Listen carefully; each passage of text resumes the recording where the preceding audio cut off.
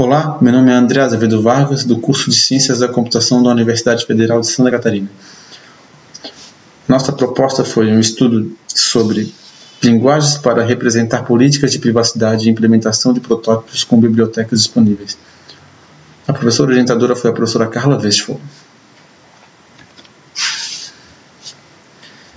Houve uma grande explosão de usuários na internet devido ao uso de tablet e smartphones, aplicativos e ao número crescente de aplicativos que foram feitos a partir com o andar do tempo, né?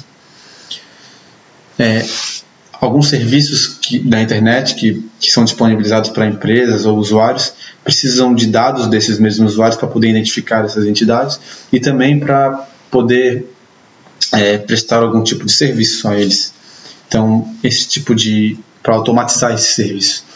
Isso torna um pouco, só que muitas vezes são utilizados muitos dados desnecessários que são fornecidos pelo usuário para o sistema e isso causa um pouco de insegurança para o usuário quanto à sua privacidade. A utilização da internet para atividades diárias traz novas ameaças à privacidade pessoal. Exatamente. Muitos usuários não sabem como são usados os seus dados. Muitas vezes eles não têm ideia de como esses dados são utilizados. O objetivo geral desse trabalho foi propor o desenvolvimento de um formato de política de privacidade através da linguagem de controle de acesso, no caso XML, que é do formato ABAC, e utilizar em um cenário de autorização web. A metodologia é exatamente essa: pesquisa e coleta de documentos, instalação de ferramentas, estudo de linguagem de política de controle de acesso, estudo do tipo de troca de mensagem, no caso com JSON, XML, desenvolvimento de modelo de política de privacidade no controle de acesso, no caso usando essa linguagem de controle de acesso do XML, desenvolvimento das aplicações necessárias para o uso das políticas desenvolvidas. Então a gente criou uma arquitetura, toda uma estrutura para que pudesse fazer esses testes baseados nas ideias criadas e nos sistemas que foram desenvolvidos.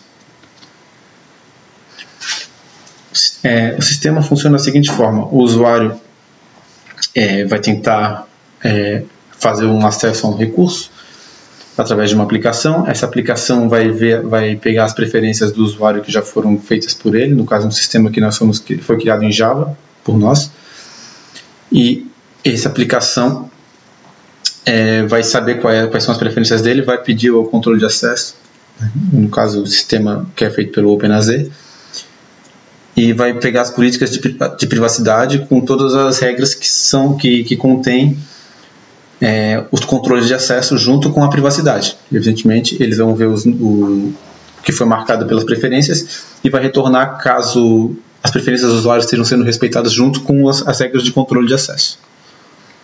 Se pode ou não pode ter o acesso ao recurso que foi pedido.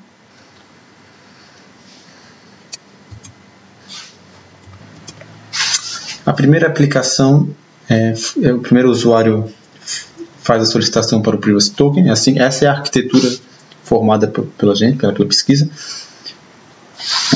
O usuário faz a solicitação para o Privacy Token, né, a tela do Privacy Token foi feita em Java, foi feita por nós, e ele gera um token em JSON. Esse token ele contém todas as preferências do usuário. Nós podemos ver através dessa tela. A gente preenche os dados necessários.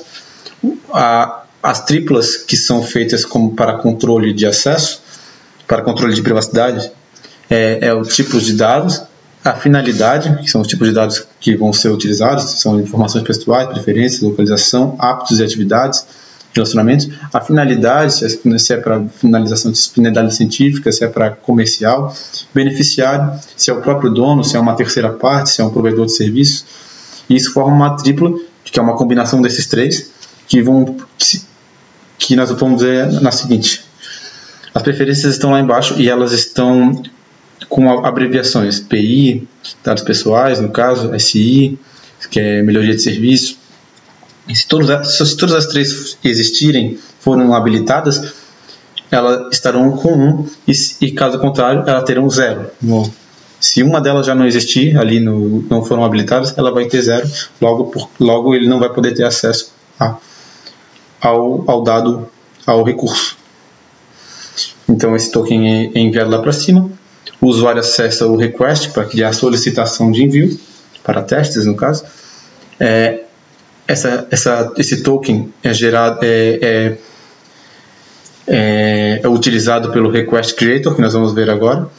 Nós criaremos a requisição aqui utilizando a ação de compra, o recurso, que é o recurso que nós queremos acessar, quais são esse aqui é o tipo de dados que faltou ali, a legenda, mas tipos de dados, que é informações pessoais, a localização que ele pediu aqui, e a finalidade, que pode ser apenas uma nesse caso, e o beneficiário, quem poderá utilizar. Então esse é como se você estivesse apertando um botão e ele quisesse fazer a solicitação de acesso a isso. É assim que é feita em JSON, no caso. No nosso caso é feito em JSON, pode ser feito em XML também, mas para esse sistema foi feito em JSON.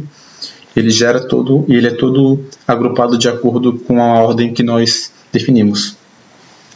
Essa requisição ela é enviada para uma aplicação que vai só enviar para a autorização do controle de acesso, que é usado o HTTP Request, que é um plugin do navegador que você escolher. No caso, tem para o Mozilla Firefox e para o Chrome. O usuário faz a solicitação, envia e recebe uma resposta do controle de acesso. Esse é o HTTP Request. Ali ele retorna a resposta de permissão, no caso a permissão realmente tenha sido dada, né? Caso na política esteja definida. Nós vamos ver como é que a política foi criada agora. A política ela é definida em 4 partes, uma com os dados do token, que é aqueles zeros e uns, com a triplas, outra com o beneficiário, outra com a finalidade, né? E outra para tipo de dados. E os algoritmos, eles vão ver se todos eles estão, os algoritmos que são dados pelo próprio controle de acesso, ele já faz parte da arquitetura de controle de acesso, ele vai ver se todas as políticas estão sendo respeitadas. Nós vamos obrigados a conjunto de políticas para poder utilizar as políticas de privacidade. Uma política de privacidade é mais ou menos dessa forma. Ela existe em várias nomenclaturas e é assim que elas são definidas. Claro que de uma forma muito maior, né?